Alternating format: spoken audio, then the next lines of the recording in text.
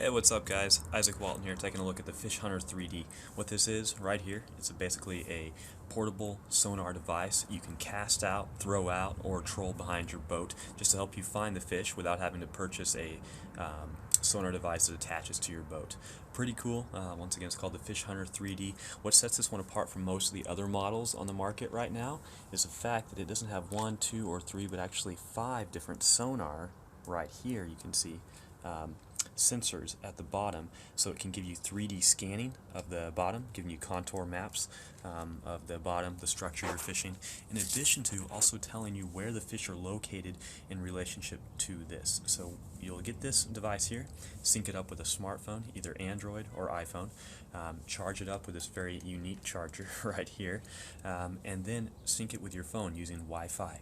Once you've synced it, you'll have 4 different options that you can or different modes you can enter into. Number 1, there's an ice fishing mode. It's a flasher mode.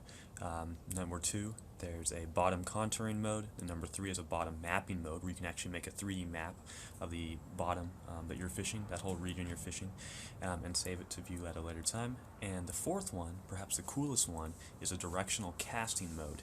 And you'll have a little view that shows all 5 parts of the sonar at the bottom of this device, and in what orientation it locates fish, be it on the right, left, front, back, and then how it's related to this little sort of bobber device here, and at what depth it's at.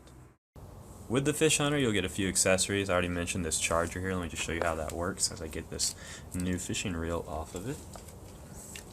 You can either use it as a cigarette outlet in your car or plug it in the wall. In addition, it's kind of interesting, it says a tablet output or a initial output here. So different amplitude, 1A or 2A of amps. It's not a standard USB charger. And what just fell off right here is the rope attachment. It's kind of a nylon here that will actually clip on to the Directional 3D Fish Hunter. There's also this handy little bag. You can put it inside, and not shown here, but is a waterproof, or water resistant I should say, phone case you can strap onto your arm while you're fishing so you can actually see what's going on. Because basically your phone is going to be the viewfinder for this sonar device. So I've got a couple photos here I'm putting up in the video. Unfortunately, the actual video footage of me using the Fish Hunter didn't work out. However, the photos did turn out. Basically what I was doing was chucking the Fish Hunter from the shore out past the surf into a deeper area that I had just snorkeled at. In this area, I knew there was fish, and when I snorkeled, I confirmed it, could see a lot of fish out there, all hiding around a certain kind of rocky structure. Came back in, chucked the Fish Hunter out, synced it up with my phone, and boom, fish started popping up. It was really satisfying to see that. Pretty neat. That being said, as the Fish Hunter got closer to the shore, the accuracy of the reading dropped off. It says you need to use basically at least 3 to 4 feet or so, predominantly 4 feet, to actually get accurate readings and deeper, no shallower than that. So yeah, I did see sort of that shortcoming with the Fish Hunter as you came closer. But other than that, it worked out fantastic. It is heavier, as I've mentioned, so you need to be a little more careful what you're using to get it out there. You want to use a heavier rod, reel, or just dangling it from your boat, or actually pitching it out like I was doing, but then using the reel to reel it back in.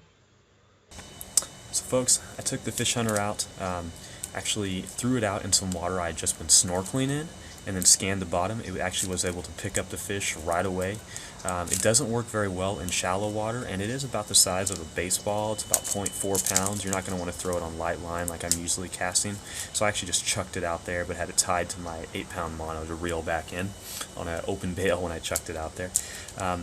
So don't use it on a light line. Make sure you have a long enough rope if you're going to drop it off of a jetty or a pier when you're up pretty high, because that 15-foot nylon it comes with isn't going to be enough. And make sure you do test out the app on your phone ahead of time. It does have a really neat demo mode, so you can see all 4 different modes, see how they work before you get on the water. You need to register an account too, and it has some neat playback features, so once you're off the water you can actually view the maps that you've uploaded or scanned into the system and review kind of where you've been fishing and look for different structure stuff you may not have noticed in the past. Overall, I'm really impressed with the Fish Hunter.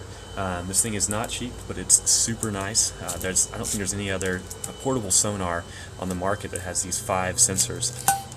And the app itself handles wonderfully on my Android device, also works on iOS. just one definitely I'd recommend if you're looking into getting a portable sonar device for fishing. Alright guys, I'll put up more footage in the future. I have a few photos I'll put up right now. I was unable to get the video actually to work out for when I was fishing with this, but like I said, it picked up fish. I was able to sync it with my phone easily. I couldn't cast it with my rod just because of the rods I use are a little too lightweight for this type of a device, but if you're using heavier surf stuff, then you should be fine. Anyways guys, I'll put more up in the future. This is Isaac Walton with Hunting the River King.